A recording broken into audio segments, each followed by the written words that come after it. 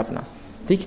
اسی طرح 9واں نکات اور پوائنٹ، بغیر ضرورت باہر عورتیں نہ نکلیں، اور چوراہوں اور نکڑوں پر بیٹھنا مردوں کے لیے درست نہیں ہے۔ یہ 9واں بڑا اہم پوائنٹ، اس لیے کہ بغیر ضرورت جو عورت گھر سے باہر نکلتی ہے، وہ عورت کی نہ کبھی تعلیم دے سکتی ہے اپنی اولاد کو، نہ کچھ ہو سکتا ہے۔ جو عورتیں گھر سے باہر نکلتی ہیں نا، جن کا آزاد پھرگستی بولتے ہیں لوگ، ایسی صفت جن میں ہوتی ہے عورتوں کے بچے نہ کبھی اچھے نکلتے، نہ تعلیم حاصل کرتے، نہ دین کے ہوتے، نہ دنیا کے ہوتے ہیں۔ گھر میں بیٹھنا عورت کا شعور اور شعار، اس کی پہچان ہے۔ اللہ رب العزت نے قرآن میں فرمایا، سورہ احزاب سورہ نمبر 33 آیت نمبر 33 میں، وَقَرْنَ فِي بُيُوتِكُنَّ وَلَا تَبَرَّجْنَ تَبَرَّجَ جَاہِلِيَّةِ الْأُولَىٰ، کہ اے نبی کہہ دو مومنوں سے کہ اپنے گھر میں قرار پا کر رہے، ٹھہری رہے، چپک جائے اپنے گھر سے۔ اور آگے فرمایا، اور اپنے آپ کو سج دھج کر جہالت کے جیسا لوگوں کو بتاتی نہ پھرے۔ جہالت میں عورتیں اپنے آپ کو دکھاتی تھی، خوب سجتی دھجتی تھی، خوب گھنگرو اور زیورات پہنتی تھی، اس کو بجاتے ہوئے پیروں کو زمین پہ مارتے ہوئے چلتی تھی تاکہ لوگ خوبصورتی کو دیکھیں۔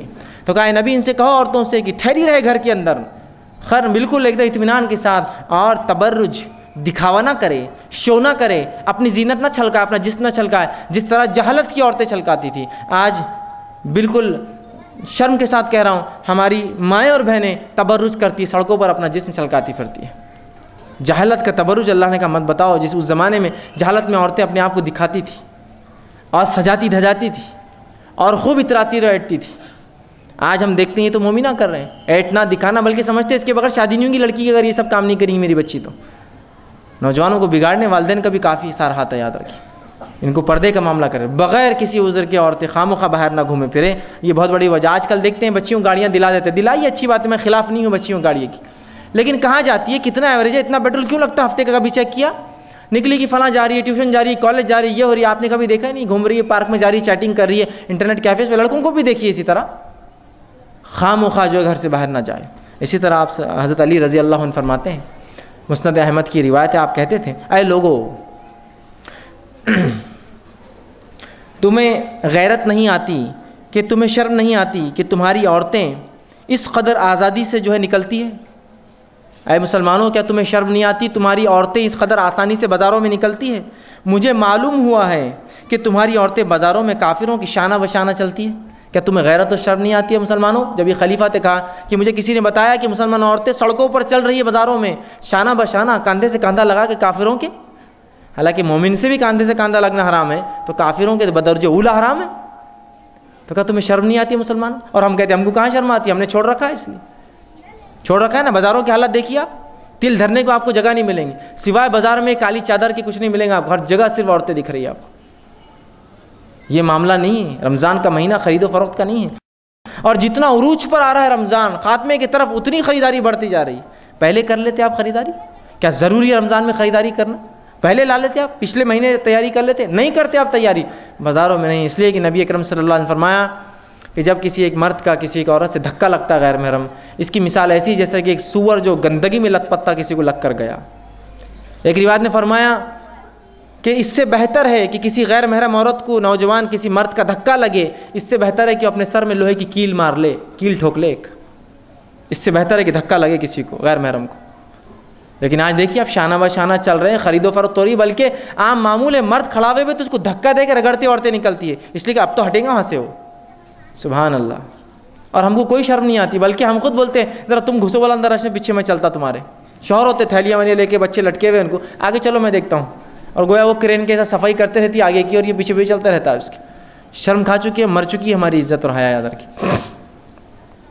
یہ ایک بہت بڑا سبب ہے، یاد رکھیے، بے راہ روی کا، کہ جب لڑکیوں کو چھوڑ دیا جائے گا اور وہ باہر نکلیں گی تو یاد رکھیے ایسے لوگ کبھی نہ اچھے گھر بنا پائیں گے، اور نہ ہی جو ہے سماج اچھا رہیں گا۔ اسی طرح ابن خزیمہ کی روایت ہے، آپ صلی اللہ علیہ وسلم فرمایا اور کہا عورت پردے کی چیز ہے، چنانچہ جب وہ گھر سے نکلتی ہے تو شیطان اس کو تاکتا ہے۔ عورت پردے کی چیز ہے، جب یہ گھر سے نکلتی ہے چاہے شرعی عذر کے لیے نکلے بھی تو شیطان اس کو جو ہے تاکتا ہے۔ اور اگر کوئی عورت اپنے رب کی رضا کے قریب تر اسی وقت آ سکتی ہے، ایک عورت اللہ کو راضی تبھی کر سکتی ہے، آپ نے فرمایا وقت ہوتی ہے جب وہ اپنے گھر کے اندرونی حصے میں ہوتی ہے، تبھی اپنے رب کو راضی کر سکتی ہو۔ اور جب بھی باہر نکلیں گی شیطان اس کو تاکتا ہے، یاد رکھیے، چاہے شرعی وجہ سے نکلے غیر شرعی۔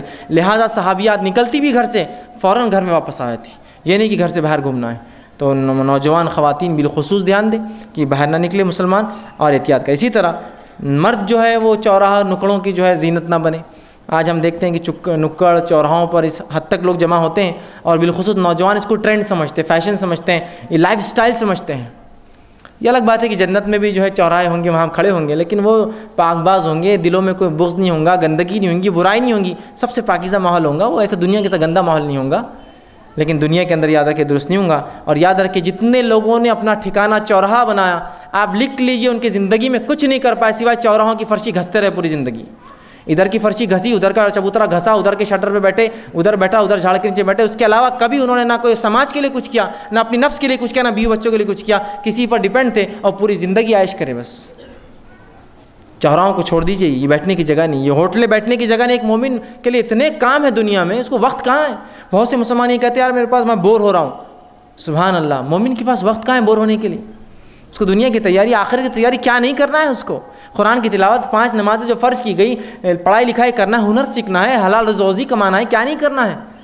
کیا وہ اس کے لیے چوڑا ہے اور نکر ہی ہے؟ اور اس پہ جو ہے مالدار اور غریب مستثنا نہیں ہے۔ لوگ اس کو فیشن سمجھتے ہیں، بیچارہ غریب آدمی بھی اچھے کپڑے پہن کے شام میں جاتا ہے نکڑ پہ کھڑے، اس لیے کہ اس کے مالدار دوست آتے ہیں۔ مالداروں کو بھی کام یہ کام نہ کرے، غریبوں کو بھی کام یہ کام نہ کرے، اس لیے کہ غلط ہے، یاد رکھیے، ٹھیک ہے۔ اسی طرح جو ہے ٹائم پاس کرتے ہیں، فالتو باتیں کرتے ہیں، یہ تمام بہت زبردست وجہ بنتی ہے، اس لیے کہ جب وہاں کھڑا ہوتا ہے آدمی تو ان گنت گناہ کرتا ہے۔ ایک تو نظر کی حفاظت نہیں ہوتی، پھر دوسرا سگریٹ بیڑی تمباکو کی عادت لگ جاتی ہے انسان کو، سگریٹ نوشی کر رہا، فلاں کر رہا، تھوڑے دن ہو سکتا بچے، پھر اس کو عادت لگ جا، عادی ہو جاتا ہے۔ پھر دیکھیں گے آپ جو فحاشی، گندی باتیں، غیبت، چغلی، جھوٹ، بہتان بازی، قصے، کہانیاں، یہی چلتا ہے۔ اور کیا ہوتا ہے؟ اچھا کوئی کام ہوتا ہے کیا چوراہوں پر؟ نہیں ہو سکتا ہے۔ تو لہٰذا گھروں کو اختیار کرے، گھروں میں یاد رکھے، بلا وجہ نہ کرے، اور وقت کی اہمیت کو جانے۔ اللہ نے وقت کی قسم کھائی قرآن والعصر ان الانسان لفی خسر، قسم زمانی کی انسان خسارے میں، سورہ یاسر سورہ نمبر 103 آیت نمبر 1 میں قسم کھائی اللہ نے۔ تو انسان خسارے میں ہے۔